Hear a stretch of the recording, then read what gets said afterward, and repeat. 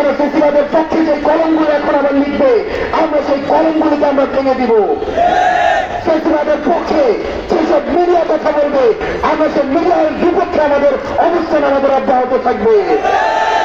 আমাদের যে দুর্বৃত্তায়নের রাজনীতির সংস্কৃতি, আমাদের যে প্রতিহিংসার রাজনীতির সংস্কৃতি, সেটি আমাদের তরুণদেরকে আশাহত করেছে যুগের পর যুগ। আমরা জনকল্যাণমূলক রাষ্ট্র করতে পারি নাই, আমরা রাষ্ট্রের মধ্যে নাগরিক হয়ে উঠতে পারি নাই।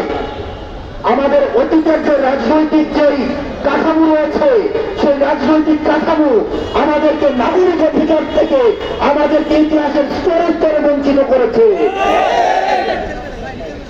এই তরুণ প্রজন্ম বঞ্চিত হয়েছে।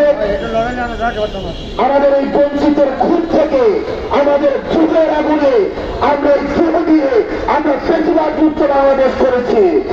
আমরা স্পষ্টভাবে বলতে চাই, এই গণঅভ্যুত্থানে সকল ক্রিয়াশীল রাজনৈতিক যে দলগুলো ছিল, সেগুলো ফেসিবাদ বিরোধী যে রাজনৈতিক দলগুলো ছিল, সেগুলো বৈষম্য বিরোধী ছাত্র আন্দোলনের নেতৃত্বে এসে আমরা এই ফেসিবাদের আমরা সমূল উৎপাদন করেছি।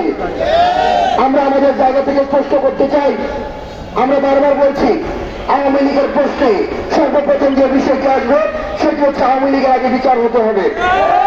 সুতরাং যেসব পক্ষজীবী, যেসব মিডিয়া পাড়া, যেসব বিশ্ববিদ্যালয়ের শিক্ষক, যেসব বুদ্ধিজীবী এখন আওয়ামী লীগের মানবাধিকারের জন্য তারা সরব হয়েছেন, আপনারা এই ফেসিবাদকে, ওই ফেসিবাদের তেলুন ঘিকে আপনারা এতদিন পর্যন্ত আপনারা এই ফেসিবাদকে পৃষ্ঠপোষকতা দিয়েছেন।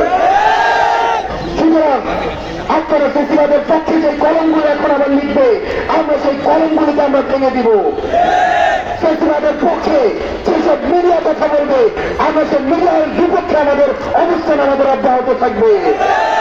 ফেসিবাদের পক্ষে যেসব মগজ আবার তাদের চিন্তা পোষিত করবে, আমরা সেসব চিন্তার বিপক্ষে আমাদের শক্ত অবস্থান থাকবে।